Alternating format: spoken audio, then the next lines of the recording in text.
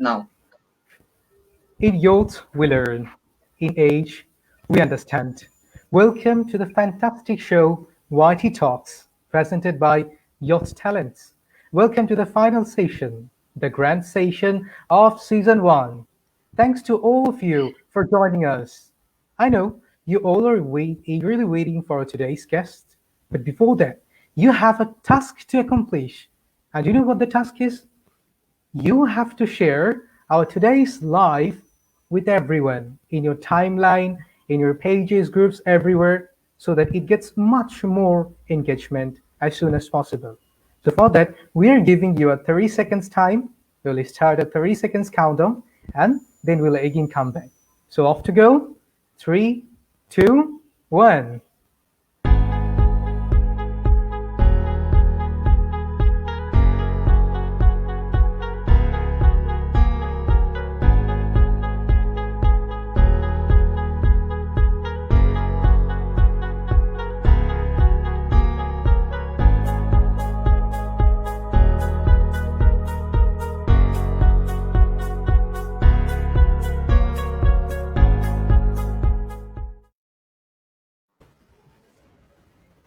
What your thoughts for they become words?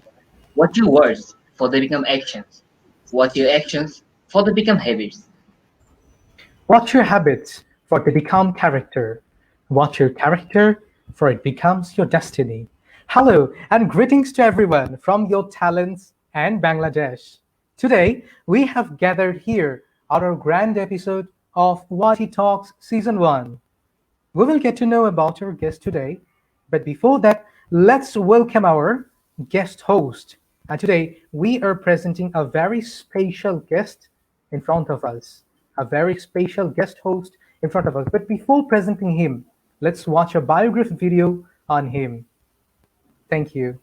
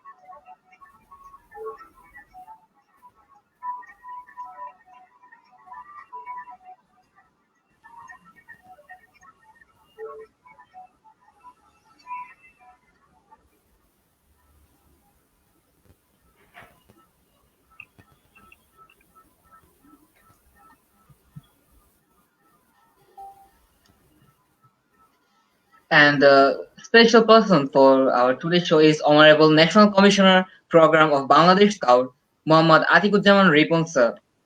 Please welcome our guest. And here is sir with us. Hello sir, how are you? I'm good, thank you. How are you all? Yes sir, we are also good. So how do you feel by being present in our program?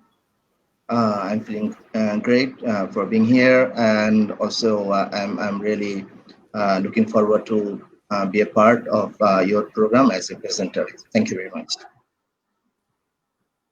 Thanks a lot for giving us time. So let us into the main part. Don't be pushed around by the fears in your mind. Be led by the dreams in your heart. It was quoted by Royalty Bennett. Like this, pushing the dream inside our today's guest is witnessing the whole world looking at him. So, dear audiences, are you getting interested in our guest? Okay, then let's watch another video first.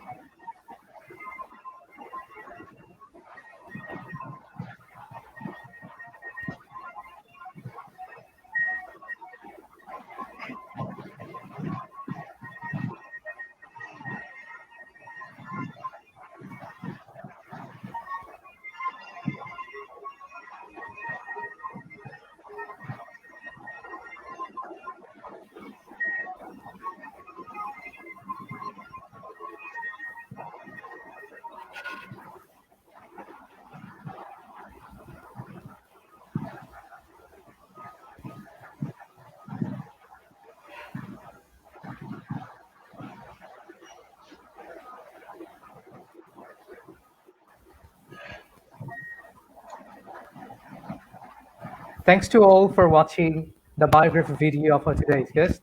So I know you can easily understand who is going to be with us. Today, we are having as our chief guest the former Secretary General of the World Organization of Scout Movement, Mr. Scott Teare. Please welcome.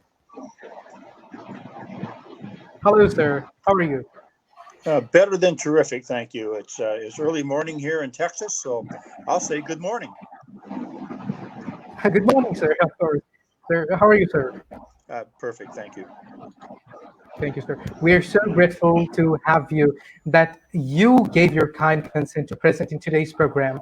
Your presence has made us much honored, dignified, and confident. Our whole program has been much glorified and achieved by your presence. Heartiest thanks to you. Sir, how do you feel by attending today's session? First of all, I'm flattered that you asked me, and I'm eager and excited to share my thoughts about young people around the world, and maybe share a story or two about my career. Yes, sir.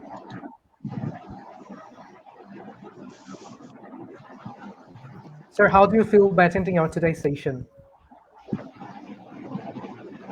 Great. I'm anxious to get started. Okay, sir. Thank you. So as we know that you are the fifth Secretary General of WOSM and also have achieved the Bronze Wolf Award. As the younger you, let's say around the age 5 to 15 years, have you ever thought of working for youth organizations like you're currently doing, or you have been done with WOSM?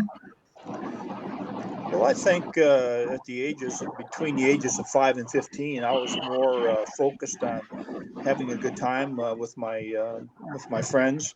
I was involved in scouting, of course. Did a lot of camping and hiking. We did community service projects. But it wasn't until I was 17 years old that I decided that perhaps a career in scouting was what I wanted to do. I was working at a scout summer camp the summer of 1968, and that's when I decided that yeah, a career in scouting was for me. And I went to college and got my degree, and as soon as I graduated from college, I started my career.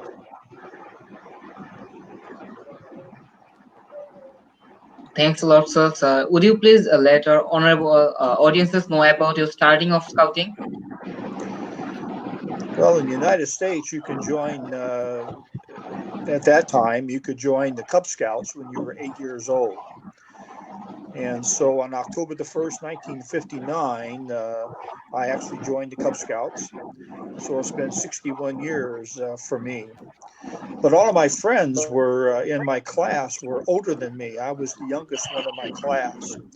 So many of them joined in January, February, March, April, and I didn't get to join until October. So I was the last in my class at school to join the Cub Scouts because of my age. But on my 8th birthday was October 2nd. I joined on October the 1st, and it's been a wonderful 61 years for me. I never stopped enjoying the Scout program. Okay, Scott, can you please tell us about what you are presently on? Just we want to know what you are currently have been doing. What my country's been doing, or what I've been doing. Well, let's just start by letting me be perfectly honest. When I took the job as Secretary General, my family stayed here in the United States. So I started at the time the World Scout Bureau was headquartered in Geneva, Switzerland, and so I lived there for a year, and then I moved the world headquarters to Kuala Lumpur, Malaysia, and I lived there for a little over 3 years. So I was away from my family for 4 years, and the promise I made is that when I turned 65, I would retire and I would come home, and I would then devote my time to the family. So since my retirement, I've been focused totally on my family. However, I have been doing some speaking and some writing and some assistance here with the Boy Scouts of America. One cannot truly retire and just step back from it all. You're engaged whether you want to be or you don't want to be. So I choose whenever someone calls and asks me to do something, I choose to do it. But my involvement has been very limited. And I have a granddaughter now, and so Grandpa Scott is focused on the family. Yeah, it's great. So, any memorable incident of your scouting life that you still remember clearly? Very much. In scouting in the United States, the leaders are our parents. So my mother and my father were both involved in scouting. They sacrificed a lot for me to be involved. The highest award that you can earn as a young person in scouting is called the Eagle Scout Award. And probably the night or the thing that I remember most about my scouting career was the night that I received that award. And I stood up in front of an audience of 300 or 400 friends and neighbors and fellow scouts who came to see me receive that badge. And my mother pinned it on my uniform. It wasn't my scoutmaster. It wasn't anyone else. It was my mom. And that's probably the most memorable. But the other most memorable experience was the first camp out I went on. And we slept in a huge teepee, a big tent. And there were about 30 or 40 of us. And I never got to sleep that night. So all night, Friday night, I stayed awake. We went out in the woods and did all sorts of things on Saturday. Saturday night, we all went to bed again. I did not sleep. And when I got home on Sunday, I laid down Sunday morning. I laid down on the couch in the living room. And my mother could not wake me up. And finally, on Monday morning, I slept almost 24 hours. And Monday morning, she woke me up to go to school. But that camp out hooked me. You know, I was 11 years old, so I've been in the Cub Scouts, but we didn't go camping in Cub Scouts. So that first camp out hooked me. And I never, ever thought I would leave scouting again. And of course I hadn't. So here I am 61 years later, and I'm still a scout. Those are the two things that I think are most memorable. Yeah, that's great. Actually, I just remember the same thing happened for my son. He's just, he's right now at the same age. And for his first Cub Scout camp, the same thing happened. Anyway, any memorable experience that you had, especially working with the youths when you were in WOSM as the Secretary General? Well, you know, I had the opportunity, Zaman, to travel around the world and meet tens of thousands of young people. And we're talking every height, every weight, every shape, every color, every religion, everything. And just what a wonderful experience it was. And what would happen is you're the Secretary General. So you arrive at an event, and the first thing that happens is that leaders that organize the event want to take you off and have a cup of coffee and talk and have meetings. And what the Secretary General wanted to do was say hi to the leaders that organized the event, and he wanted to go out and meet the young people.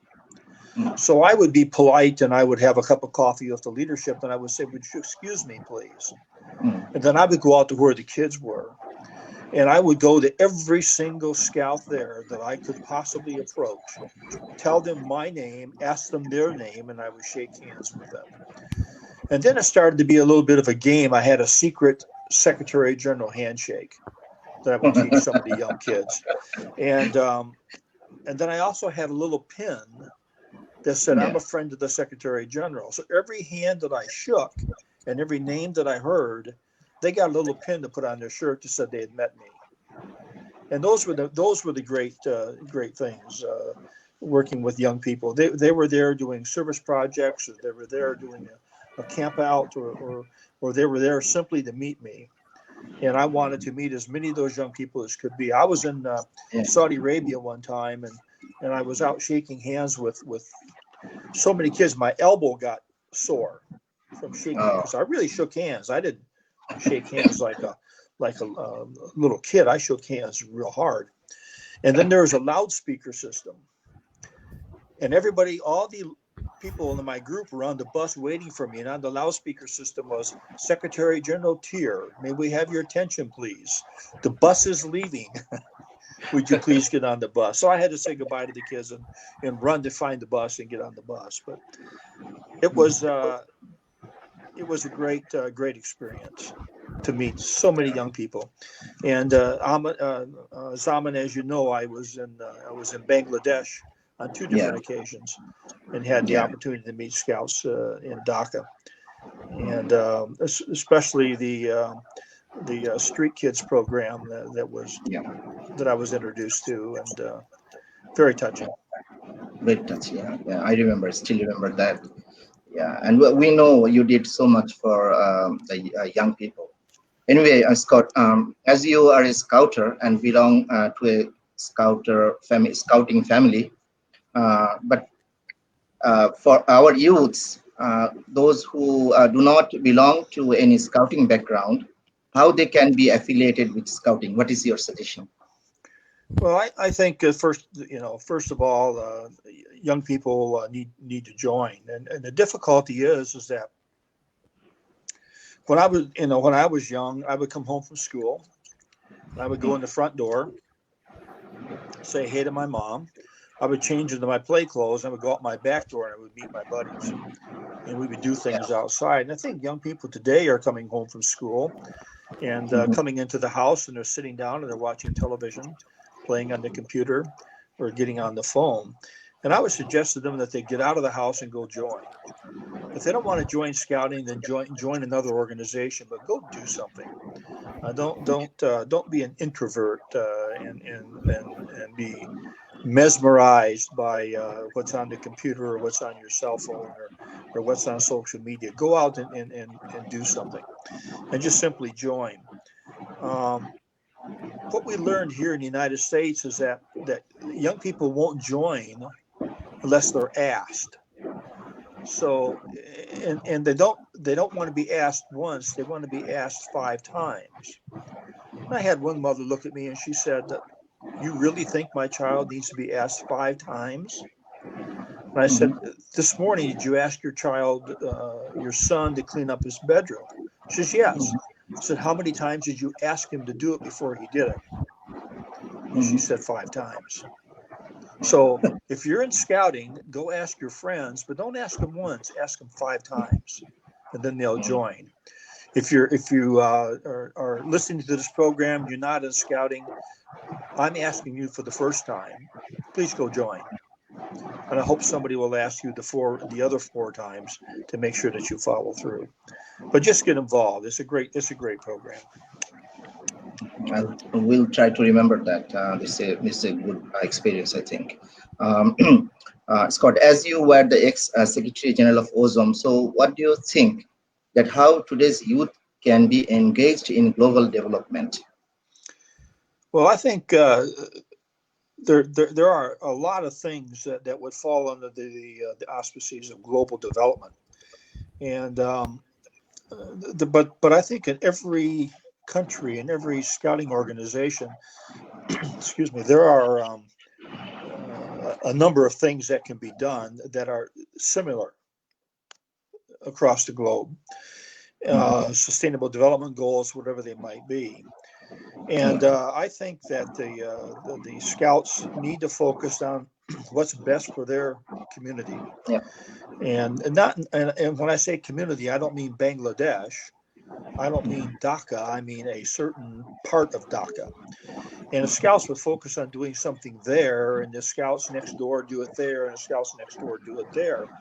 Then you start adding all that up, and it becomes under the Messengers of Peace program, we know that it's tens of millions of volunteer hours of community service that are done. And all those community service, tens of millions of community service hours certainly add to global development. I told the story on stage at a Earth Day event in Washington, D.C. about 350,000 people.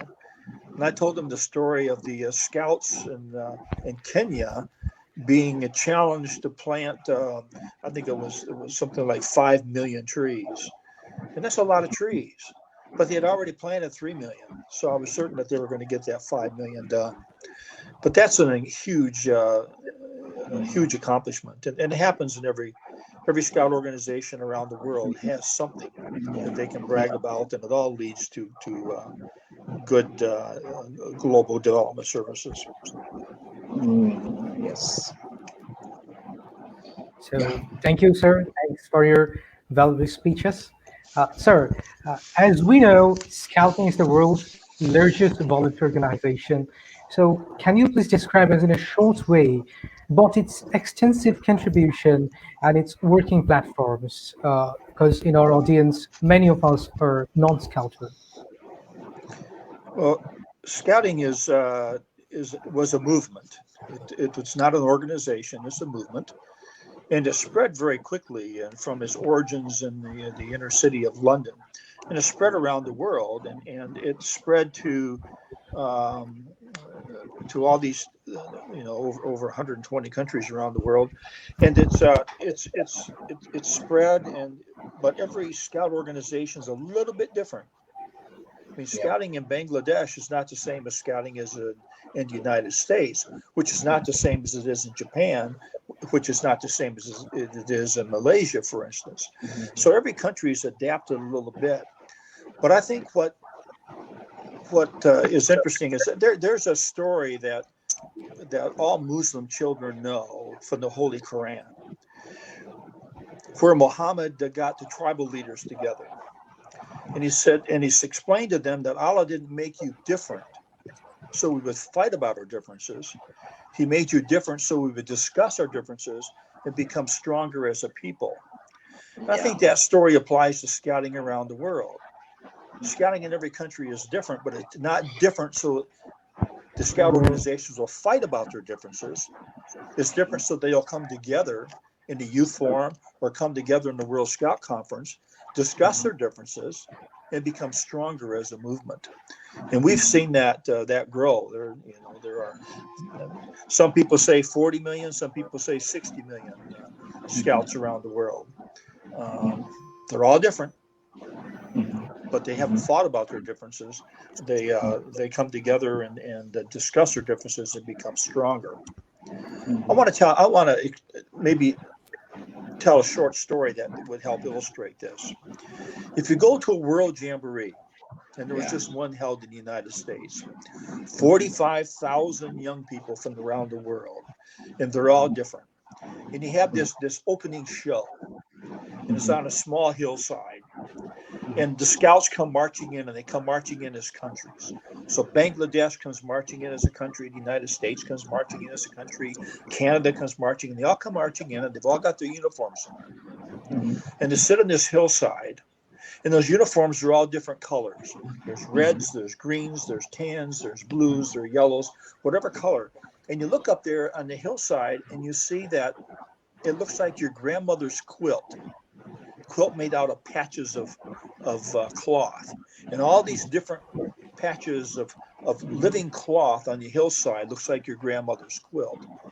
And then during the opening ceremony, somebody says we officially open this jamboree, and then the fun begins. And for the next 10 days, kids from around the world meet other kids around the world.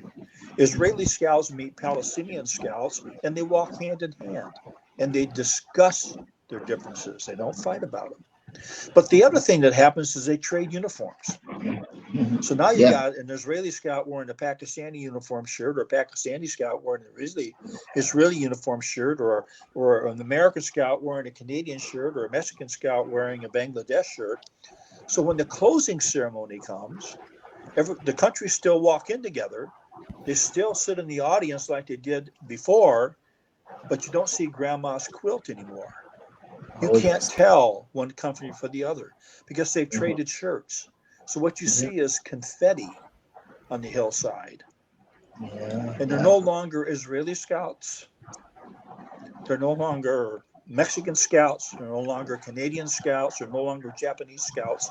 They're just scouts because they spent 10 days discussing their differences, not fighting about them. And I tell you, and you can write this down if you want to, one day when the leaders of the world sit around the table and agree on a peace treaty and they end war and there's universal peace, the people sitting around the table will have once been scouts and probably have attended the World Jamboree to learn that you discuss differences, you don't fight about them. End of my story. We hope. Nice. That was a very good one, sir. So we see that a lot of our audiences are here with their questions. So I guess we can pick up one question for you. Zarin Anand Tanha is asking, Sir, how the youth can operate a task with synchronization to have a fruitful outcome in a disciplined manner. Okay, now I did not hear that. Can you repeat, please? Okay, so let me repeat it again. How the youth can operate a task with synchronization to have a fruitful outcome in a disciplined manner. Okay, it's still not. Yeah, Okay, what sir, she means, let I me think. tell. Okay, go ahead. How the youth can operate a task with synchronization to have a fruitful outcome in a disciplined manner. How can you Operate operate? a task with synchronization to have a fruitful outcome in a In a disciplined manner. yes, sir. Well, I think if I understand the question right, I think what you're asking is how do we plan a task Yeah, and exactly. all this moving parts and then pull it off or get it done properly. Yeah. And well, it all starts with, first of all, you got to have an idea. Someone's got to come up with an idea, and then you got to put down. You got to list the things that needs to get done to make that idea become a reality. And then, but the most important thing is to recruit the people that's going to help you get it done, and make sure that they all buy into the plan, and then move the plan forward. I mean, it's not any different than what you're going to learn when you get into business.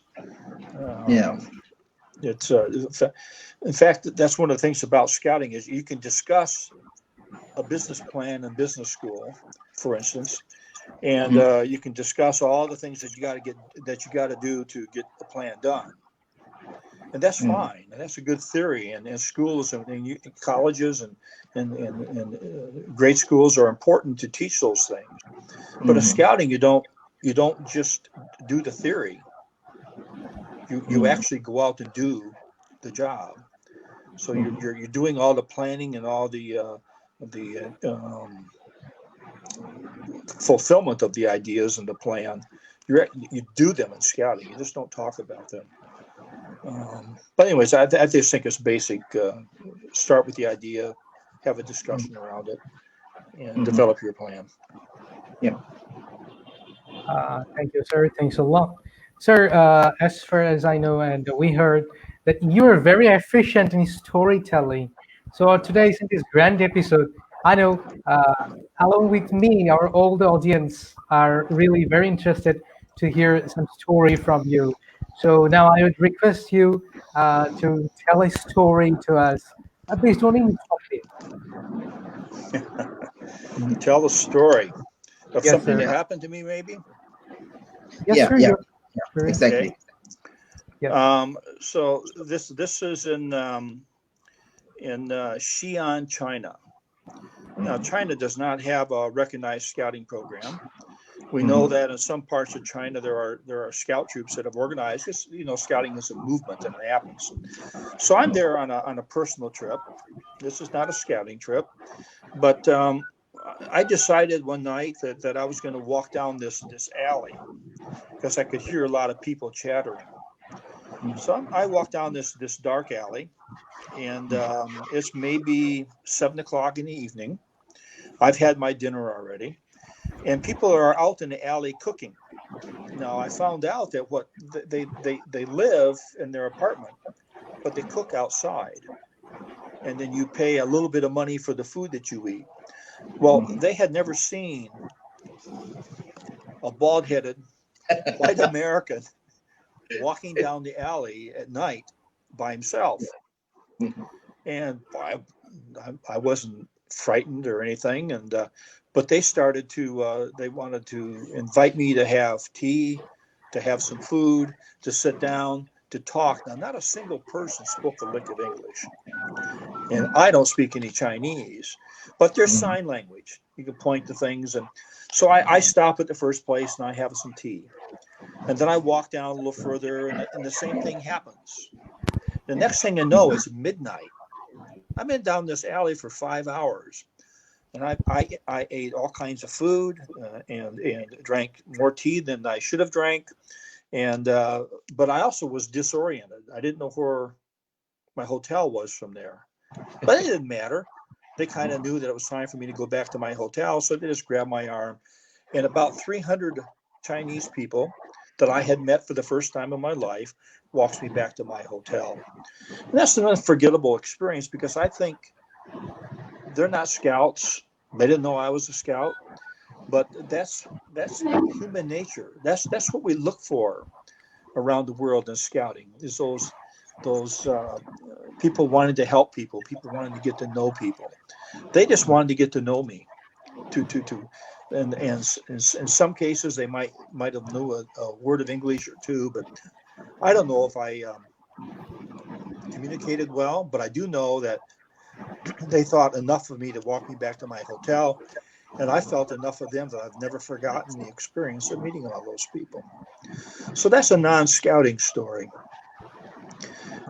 Scouting story-wise, it's just there's so many, and places I've been and the people that I've met.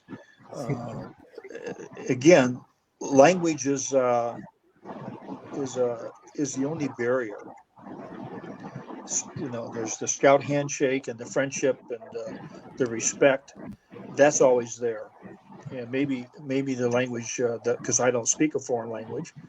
In fact, my English is terrible. But yeah. So you were telling that your language is terrible, but someone from audience is asking that how can he develop his storytelling skill from you? Yes. What is your suggestion for him? How can he or she can develop storytelling skill? He wants to know from you. No, I think you have to. If you want to tell a story, you have to feel it. And if you feel good, or you feel warm, or we call it a warm and fuzzy. If you feel warm and fuzzy about something, then I think you can tell the story. If you're trying to tell a story and you never really experienced an outpouring of friendship, an outpouring of caring from people that you never knew before, then it's very difficult to tell the story. But no, good storytelling happens because of what happens inside your heart. You'll feel it. Okay. So, except scouting, there are a lot of youth organizations who are voluntarily working for the society. So, what will be your thinking and guideline to them? Okay, you broke up on me again. Say it again. So I was saying that except scouting, there are a lot of youth organizations who are voluntarily working for the society. So what will be your thinking and guideline towards them? Toward other youth organizations in society? Yeah. Yes, sir. Yeah, I think that every youth organization has a set of core values, and I think that I would encourage them to stick with their core values. Don't change things. The core values of scouting are in our promise, and it's duty to God, duty to country, duty to others, and duty to self. And it's in that order in our promise for a very good reason, because duty to God and duty to country are very important. Duty to others comes before duty to self. And I think every youth organization, whether the scouting or not, will have a set of core values. And if they have duty to others, serving others, helping others as one of their core values, they need to focus on that, because that brings about peace in the community, peace in the city, peace in a country, and perhaps an understanding around the world that I talked about earlier, where peace could be possible one day. So stick with their core values. Okay. So Allied Youth Talents is also a youth organization who are tirelessly working for the development and betterment of the society, especially for the youth generation. So would you leave any suggestion for us? I'm sorry, it's just really. So I'm really sorry. Maybe I'm having some internet issues and can't make myself clear to you. So I Okay, was telling that. let me read it out. Alike Youth Talents is also a youth organization who are tirelessly working for the development and betterment of the society, especially for the youth generation. Is that your So, question, right? yes, I was asking that Yeah, so any special information you're for us. asking about the organization Youth Talents, Yes, sir. who are Mhm. tirelessly working for the development and betterment of the society, especially the youth generation. Yeah. Yes. But that's not a question. So I was asking any feedback you wanna leave for us. Okay. Um, I guess the same feedback I just left for all youth organizations, and that's stick with your core values. But the other message I have for youth talents is I think you need to grow, and how you do that, is something you need to develop. But you need to get more young people involved in your organization. I know you've got yourself into a number of countries. Get into more. I think the more you have streams like this or platforms like this where we can talk to other people, talk among yourselves, that'll help with your growth and help with you reaching the mission that you have. But primarily grow. Invite other people to join. And remember, it's just like scouting. You got to ask them 5 times. Yes, thank you, sir. So, the audience, let us now watch a video about our youth talents.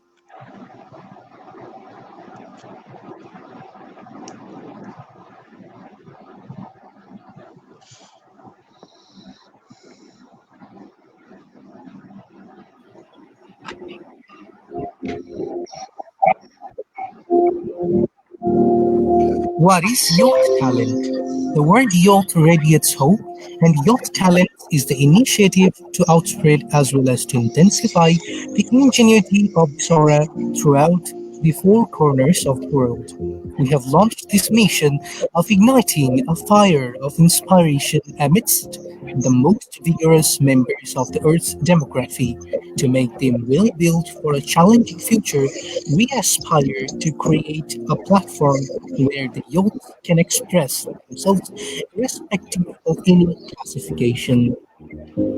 Our focus. Our dream doesn't have an imaginable boundary since it naturally is about the exponential propagation of outstanding opportunities. We youth talents are mainly focusing on three goals. Number one, sustainable development goals, that is SDG. Especially, we are focusing on the fourth goal, that is quality education. Number two, extracurricular activities. And number three, beyond the education. Our focus on SDG. One of Youth Talent's sole purposes is to take part in accomplishing the SDGs, a blueprint for a better future. We are primarily focusing on goal 4, and that is quality education, as we believe that the youths can play a direct role in achieving SDGs by giving their best to learn and to apply learned knowledge and skills. Besides quality education, Youth Talent is also continuing its journey towards the other two goals of SDG, and those are the goal number 8, decent work and economic growth, and the goal number 9, industry, innovation, and infrastructure. Our focus on YT Talks. Creating a source of inspiration is often a tough job, especially for a group of youths who are sitting at home and got nothing productive to do. With a vision to execute this challenging job, Youth Talent have launched a light program called YT Talks. It is explaining how this little initiative turned out to be fruitful. We live to manage conversations with the rising stars as well as the global youth leaders who are tirelessly working for the youths as well as for the global actions. What surprised? As was the number of youths who were unaware of most of our guests. The realization feels like an ecstasy that we have been somewhat successful in our mission of spreading positive energy. Our dreams, progress each day adds up to big results. Youth Talents started this platform with a dream, an ambition to create a sustainable platform. We all have talents, but for some reason we cannot display them. But now, Youth Talent has created that platform. Youth Talent has divided its functions into three segments. Number one, quality co-curricular and extracurricular education. Number two, global youth empowerment. And number three, unleashing creativity into passion. Different ways for working. Your talent is managing its whole functions with a battalion of intelligent youths divided into different wings.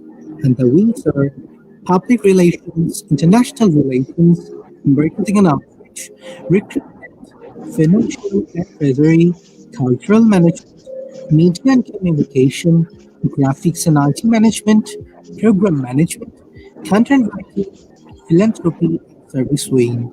Besides, from the extensive participation of the global participants, Youth Talent has already reached over 30 countries.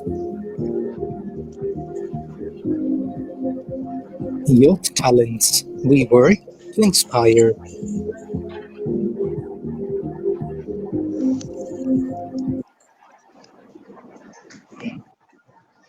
Good. Scott, how can the youth generation be attracted towards the positive changes so that they are more interested in getting engaged with development activities? Well, first of all, I think the video was very informative and very well done. And you're in 30 countries, and that's impressive. And but certainly need to get the story out. And you've got 30 countries, so you've got 30 possibilities for some really good um, stories to be shared. And I look forward to hearing some of the stories from the 30 countries that have involved themselves in youth talents. I'd like you to get out a pencil and a piece of paper, and if you don't have one, then just visualize this in your mind. And write down the word me, a capital letter M and a capital letter E. Me. And I think one of the things that's happening when people get so involved in the internet and social media and computers and television and video games is that young people today are becoming what I call the me generation. Me.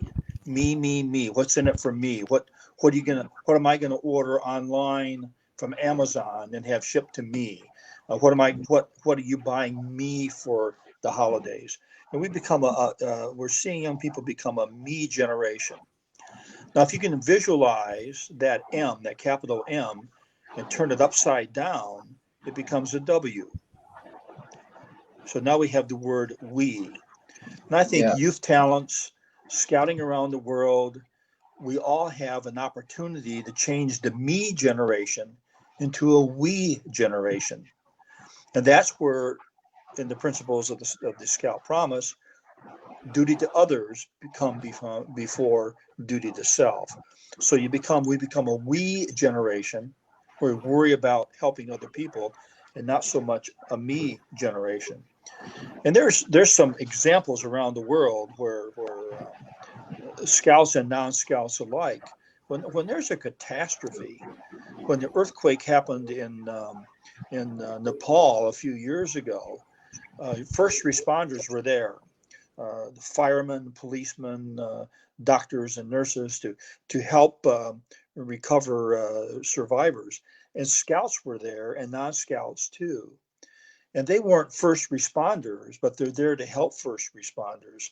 When the devastation in Haiti happened, and so much of the population was wiped out by the hurricane, people showed up to help because they They became we generation people to try to help. And they weren't first responders, but they had hands and feet and legs and arms and muscles and backs to where they could lift things to help find survivors. They could move food out of a truck into a storage facility, get the food broken down into packages and pass it out to people.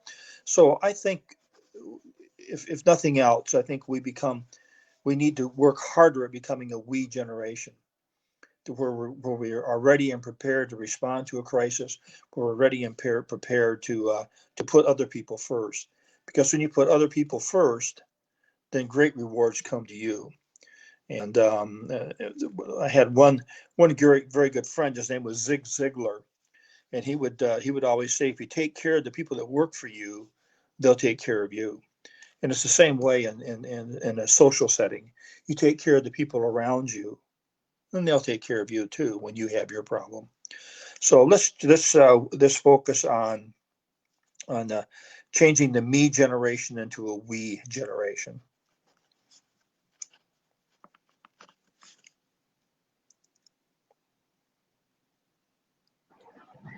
So Uh, unmute.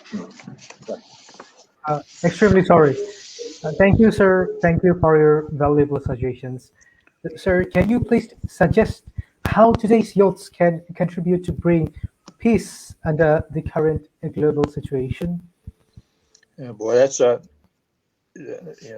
tough one. I always laugh because sometimes I see contestants on a television show, and they'll put a microphone in their face and they'll say, "What do you want for the world?" And the person will say, "I want world peace." Well, wanting it's not enough, and doing something about it is what's important. The Scouting movement has a program called Messengers of Peace, and it's a global program, and it's one of the Scouts do small service projects in their community, but they're multiplied. So they pick up litter, or they help paint a schoolhouse, or they put new windows in a schoolhouse, or they collect and pass out food. But whatever they do, they're doing acts of kindness in their community, and that creates a sense of peace. And we have to do more of that. There's not going to be some world peace until we all quit fighting and quit arguing. And once we start helping one another, then I think we're on the road to peace. Maybe not every corner of the world, but almost every corner of the world. It can happen. It's going to take time, but it's not going to start with people my age. We've already made up our minds about what we're going to do. It's going to start with young people. Remember, you asked me something about what did I think about when I was 5 to 15 years old. That's the group you need to talk to. And if you can instill on them the we generation and not the me generation, then I think you start the building blocks for peace. And just reach people before they get well into their teens. Young people are going to always going to join something. So it could be something on social media or the internet. Why not get them to join an effort to become the we generation, to work towards peace? That's all. Yeah.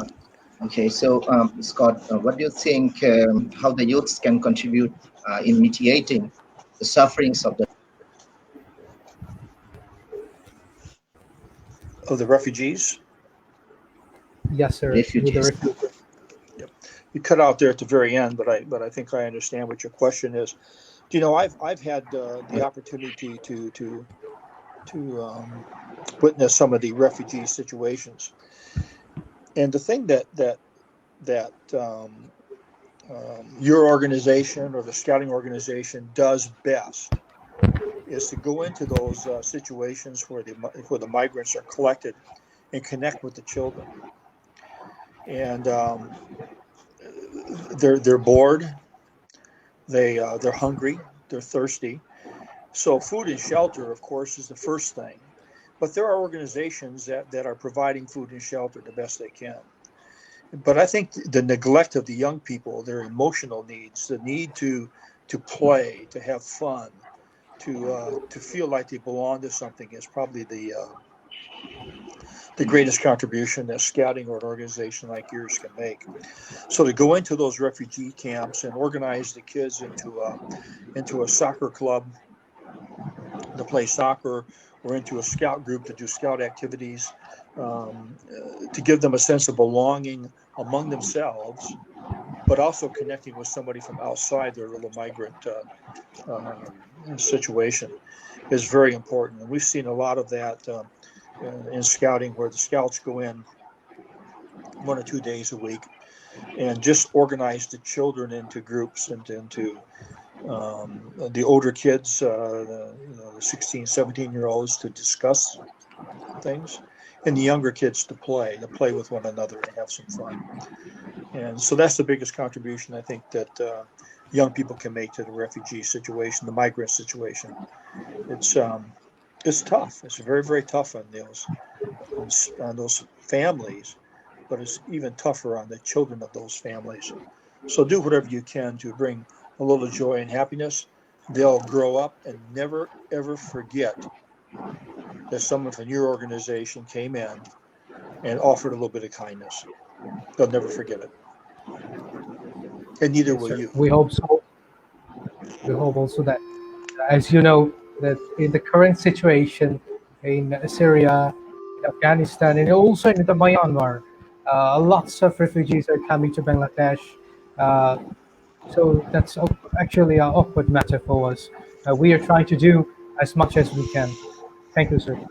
Sir, Well, in many good. countries, I wish you well. thank you, sir. We also pray that so that they can get their home again.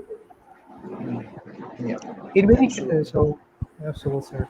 So let's get to the next question. In many countries of the world, we especially noticed that the young girls and the women, they are very much lagged behind among the youths in engaging themselves in different youth activities, in different programs. And you also know that many of the reasons are working behind this.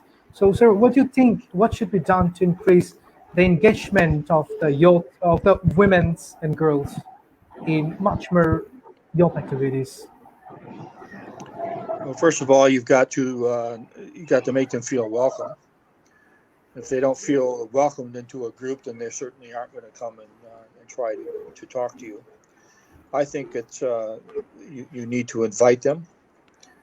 That certainly is one way of making them feel welcome. And then when they come by and they test you, you need to make sure you've got a good program in place and that you capture their interest. One of the things that we found here in a study is that a young person will come and try you 3 times. They'll come the first time, and if they feel welcomed and feel things were friendly, then they'll come back again. And they'll test you, and then they'll come back a 3rd time. But at the 3rd time, if you haven't delivered to them what you promised them, they'll never come back again. So first of all, make them feel welcome, invite them, but make sure you're prepared in those first 3 times that they come, that you have something meaningful and worthwhile for them to do. If they're just going to stand around and watch the boys do all the work, then they're never going to come back again. But if you say, here's how we're going to set up tents, for example, here's how you set up a tent. The first time you teach them how to set up the tent. The second time that you set up a tent, you have them teach others. And then the 3rd time, they become pretty proficient campers. But you've got to make them feel welcome. You've got to invite them, but you've also got to make sure you engage them in something meaningful, so they don't run away. They don't stop Thanks a coming. lot. And so we believe that one day the women will get the same place, will get the same empowerment as men are getting. We hope that one day the gender equality will be established throughout the world. Thanks to all. Thanks you for your consultation. So now let's watch a video on our today's topic, that is youth engagement for global action. So I will request Samsung to start the video.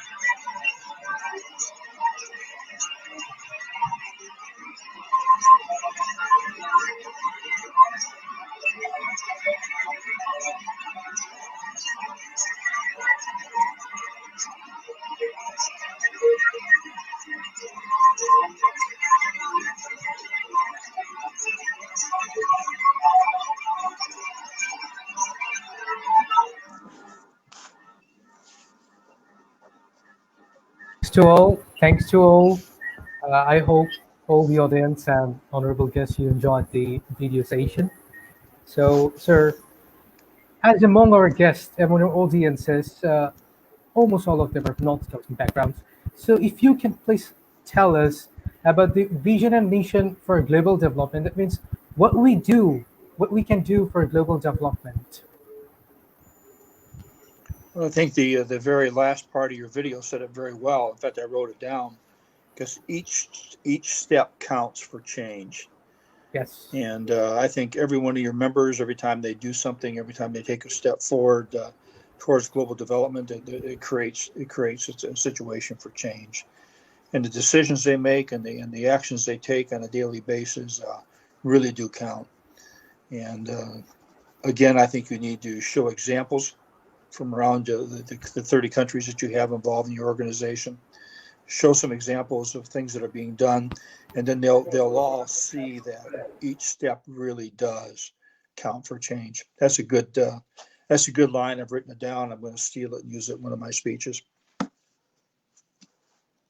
That was great. Thank you, sir. I think that I have been really honored to make this video, and thank you, sir, for this. Yes, sir, you can Okay. carry on, sir. Okay, Scott, I remember when I was in Philmont many years back. It was like 2009, as I remember. So we were in the international BSA International Conference, and between sessions or during different sessions, we used to choose some topics that we should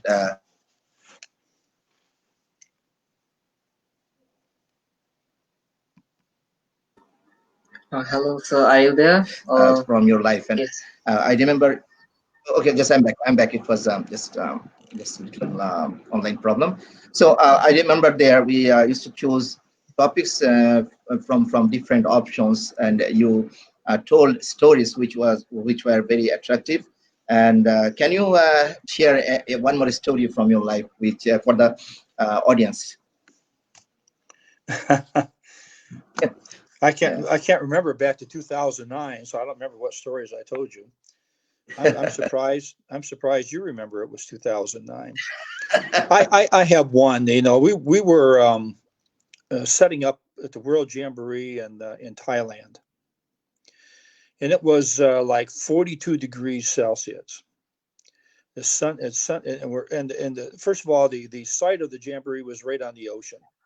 Yeah, I was there, and it was hot. And 42 degrees, we're setting things up, we're sweating, and our chaplain came by, Peter Hyman. Yeah. And Peter says, "How are you doing?" And I said, "I have never been this hot in all my life. If you're really our chaplain, you would just do something that would cause this temperature to drop." And I swear to you, this is true. All of a sudden, a black cloud formed over the ocean. And about 60 seconds later, it blew in to the campsite, and the temperature dropped to 24 degrees. So I looked at Peter Hyman and I said, "You're chaplain for life." Because he literally made a miracle happen. It was just such a freaky thing, an eerie thing, because I said to him, "If you're really a chaplain, you could drop the temperature." And this black cloud came from over the ocean. There's so many things that I've experienced, and I tell people all the time, I'm not an expert on anything, but I am a witness to everything. And I've seen so many things. Azerbaijan and Armenia right now are firing missiles at each other, and a very good scouting friend of mine from Armenia was killed in this action. He was a military officer. No. But just 4 years ago, I was in Armenia and traveled through Armenia to Azerbaijan. To Azerbaijan. I met with the president of Armenia, and he was a very pleasant fellow. And he knew I was going to Azerbaijan. But when I met with the president of Azerbaijan, he and I were the same age. And you know how it is. You're sitting there with the president, and his people come in to tell him the time is up. You get 15 minutes. So I don't understand the language, but I understand hand language, and he told him to get away, leave him alone. We talked for almost an hour. We were the same age, so we joined scouting at the same time, the Boy Scouts, the older scouting program. He joined when he was 11, and that's when I joined the Boy Scout troop. And the things that I did in scouting were exactly the same things that he did in scouting in Azerbaijan. Now, we're half a world apart, and our two programs are slightly different. But the same experiences he had as a young person in scouting were the same experiences I had as a young person in scouting. And like I said, we talked for an hour about what we did in scouting. So that was always one of the stories, because he was such a delightful man, and he just kept telling his secretary, leave him alone, leave me alone, leave me alone, I'm talking. And but we just talked about scouting and the similarities. And I think that's one of the things, Zaman, that when you and I sit down and we talk about our experiences, or when you and Dan Omby sit down and talk about your experiences, we all have similar things that have happened to us, and it creates a brotherhood. And so, to youth talents, you need to start telling your stories. You need to get some examples out there. You need to start creating this feeling of brotherhood. The things that happen in your country happen in the other 29 countries. And get your story out and have those stories told. But I can't remember, Zaman. As I get older, I forget more than I ever learned. But the stories, the things that have happened to me, I sometimes I have an outdoor fire pit, and at night I light a fire when it gets dark, and I sit outside and have a cup of coffee and watch the fire burn before I go to bed. And that becomes my nighttime routine. It's my relaxing time. And those stories that you talk about always come to my mind, and the people I met, and the kindness, and the outpouring of love and affection that I felt, no matter what country I went to. I can I tell one more story? Yeah, sure. Okay, so I'm on an airplane. I'm going to fly to the Congo, and our airplane is really late. We're sitting on the ground. We've been sitting in the airplane for hours, and we're going to be arriving in the Congo now at midnight. We're supposed to be arriving there at 6 o'clock in the evening. And the guy next to me is complaining, and he's an American. And I told him, I said, one of the things I've learned in my life is that if you don't have any control over something, there's no sense in complaining. I mean, he can complain all he wants. That plane's not going to move until the pilots say we can move. And he looked at me and he says, "Who are you?" And I said, okay. It was a very sarcastic comment. I just let it go. So we arrive in the Congo. Now we're at the luggage thing, and all the luggage is coming down, and but not our flight. And he starts complaining. Yeah. And I looked at him and I said, the one thing I've learned in my life, he goes, yeah, I know. If you can't control something, you can't complain about it. But I still don't know who you are. Who are you? And he walked away from me. So we get ready. We get our luggage. We get ready to leave, and the doors to the airport to get out are locked. And this military officer comes up, and he claps his heels together, and he salutes, and he says, Secretary General Teare. I go, yes. He said, would you follow me, please? And this guy goes, who are you? Because I'm being escorted. Well, they unlocked the doors, and the Boy Scout marching band, about 80 marchers, have been waiting since 6 o'clock in the evening for me to arrive. It's after midnight now. Yeah. And they wanted to march me to my car. So they spring up the drums, and the horns start to play, and we're marching. Now all the people that were in the airport are now marching with me. They don't know who I am. They don't know where we're going, but they like a good parade. So, anyways, we're all parading down this driveway to get to my car, and I hear this man behind me yell, "Who are you?" So he was very frustrated because the plane was late, luggage was late, and now he's being detained because the scouts want to march me to my car with the marching band.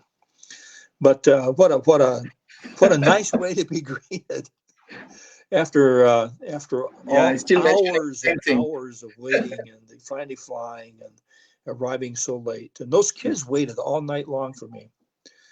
But where else but in scouting would kids wait with their horns and their drums and their bugles and to have the to honor me with music to get to the bus.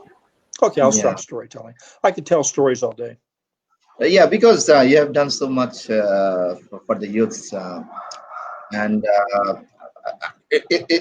we are sure that you have a lot of stories in your mind. So it's great. So your stories are really Yeah, good, sir, and amazing. If I get time, so I would like to hear them all. That yeah. because in this COVID-19 period, there's nothing exactly to do in the house. All just sitting alone.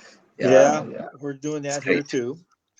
But I'll come back to Dhaka one day, and we can all meet. I love coffee. Yeah, we have the. You say Yes, sir. listen, I you would can have a cup also of love coffee. to. I'm there. Yeah, we have the next. We have the next Asia Pacific Jamboree in 2021. If things are good, please do come. Yeah, I've seen your picture on Facebook where you're visiting the site occasionally. Yes, I'm working on that. So That's I great. hope things get better. So, I hope I can travel again. I miss my friends from around the world, but I also miss meeting new people. Yeah. So guys, when I get there, I'll look up youth talent, and we can all have a cup of coffee together. yes, Sure. sir. I will be always waiting for that, sir. Yeah. Sir, we have a question raised from our audience that how the youths can utilize this quarantine to create an effective impact globally. Okay, so now I've got a bad connection there, and I did not hear that question. How the youths can utilize this quarantine to create an effective impact globally. How can we use this time? And this COVID time, this quarantine period, to create effective impact globally. Yeah. COVID time, yeah, because you're everybody's locked in their house, so it's hard to do to get outside. But it certainly is important that you communicate, and you've got a good vehicle with this platform idea that you have, and of course you've got. I would suspect you have a presence on Facebook. Just keep in touch with everybody. COVID's going to pass. One day it'll be. You'll be able to get out. Maybe have to wear a mask for a while, but hopefully they'll get a vaccine, and this will all be corrected. They need to hurry. I'm getting old, and I want to make sure I get some travel in before I'm called home. So use the time to continuously communicate with your membership. Remember, they're home and they're bored too. So you got an opportunity to communicate with them, and then when COVID is over, you'll get outside and put words into action and help turn the me generation into a we generation. Good luck to you. Yeah. Someone is inviting you online to come to Bangladesh to have Bangladeshi fish. I didn't know you like fish. Maybe he knows. Yeah, I don't. There's two things in life that I don't care for, and fish is one of them.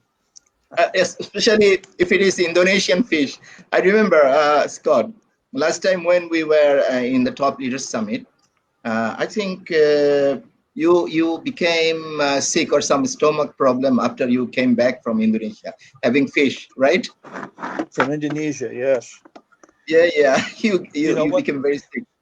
Yeah. One time, a long time ago, I visited Eric Koo in Malaysia, Mhm. and Eric picked me up, and we went to this restaurant where they cooked fish heads.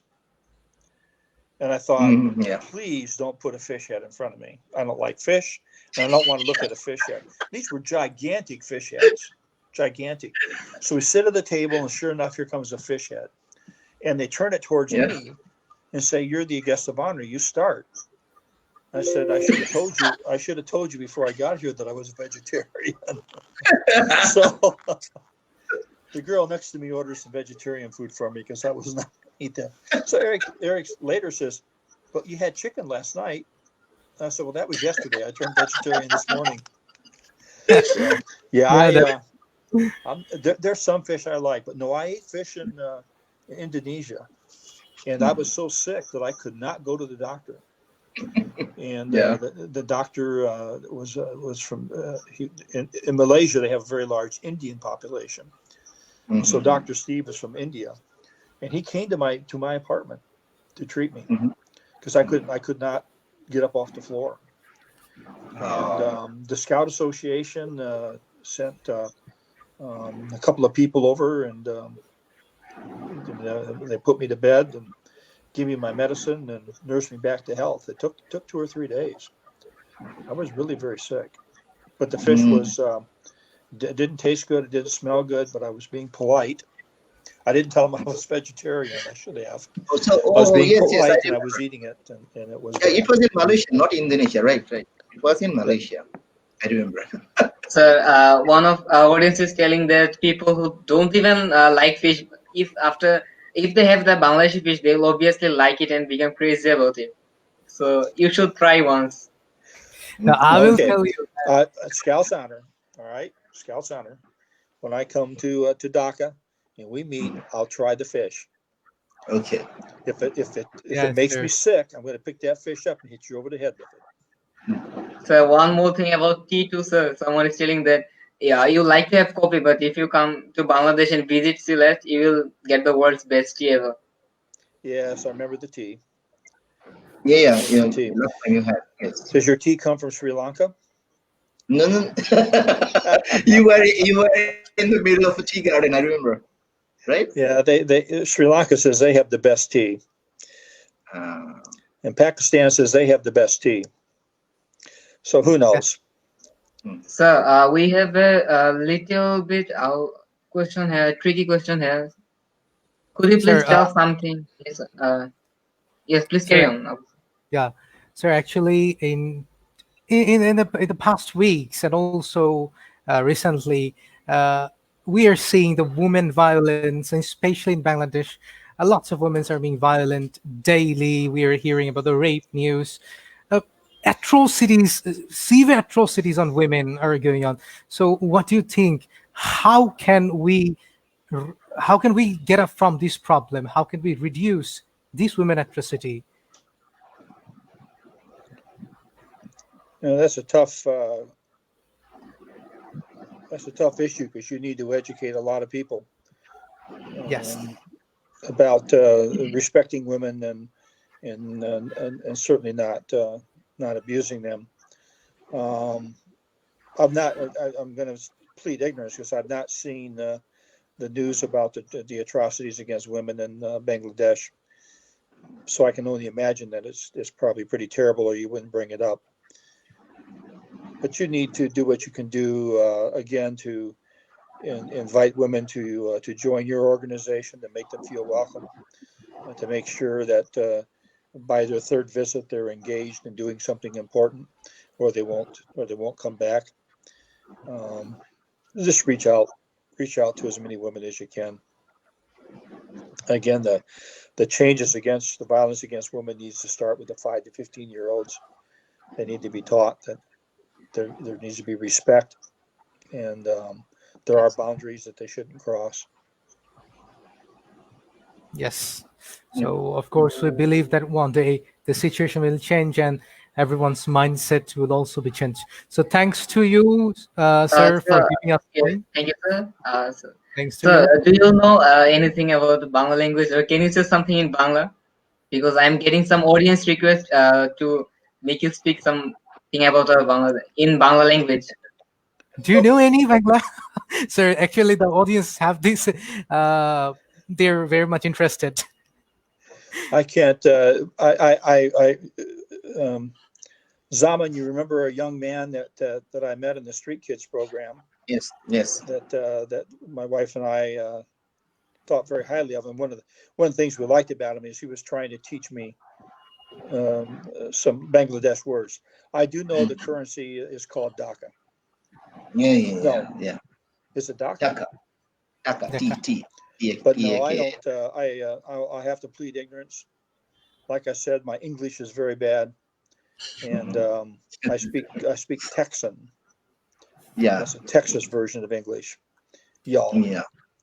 yeah. So when Good I American. get there, I'll teach you some Texan, and you can teach me some Bangladeshi. Of course, sir, we hope so. Deal? So thanks a lot for giving us time. Thanks a lot for giving us time again.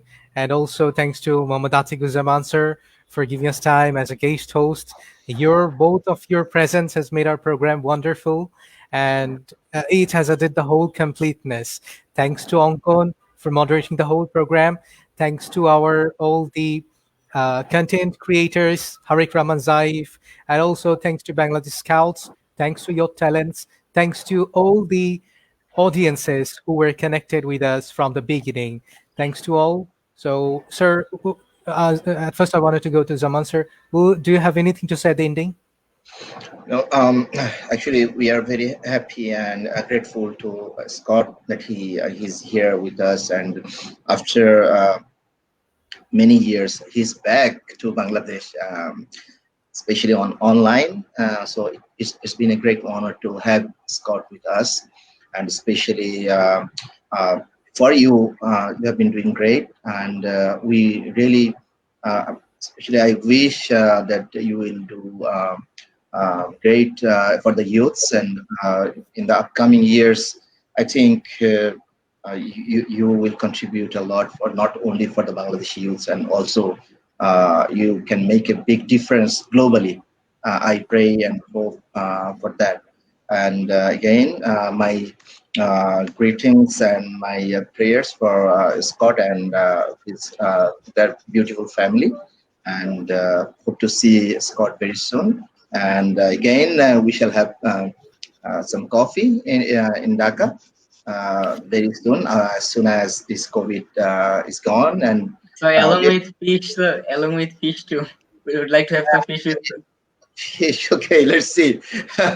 And I think God is merciful, and this virus will go away. This situation will be normal very soon, because God, I really believe God is merciful, and He will have mercy on us. Thank you, you two, and whoever is in the background. I'm grateful to you that you have invited me to be with you. Thank you very much. Thanks also to you. Scott Teare, sir, I want to request you if you have anything to say at the ending session. Well, I do, and I have a way that I end everything every speech that I give. But first of all, thank you again for inviting me to be with you. It was a pleasure. I'm flattered. I'm honored. But I always end my speeches by reminding the audience that my name is Scott Teare. Scott Teare. I am a scout. I'm a messenger of peace, and I was very proud to serve as your Secretary General. Yes, Good night to you there. Good night, sir. Good morning, sir. Thank you, sir. Good morning and good night. Take care. Yes, sir. Okay. Yes, sir. Take care. Stay safe. Stay well. So thanks to all audience. We are going to end our session today. Thanks all. Hope to see all of you in our season 2. So by this episode, we're going to end our season 1. Thanks to all of you. Today we had as the chief guest former Secretary General of the WOSM, Mr. Scott Teare, and as the guest host, Honorable National Commissioner Program of Bangladesh Scouts, Mohammad Atiquzzam Ripon. Thanks to all of our guests and guest hosts. So we hope to see you soon. And today we are going to end this session with a video. So till then, stay well, stay safe. Thanks to all. Goodbye. Good night.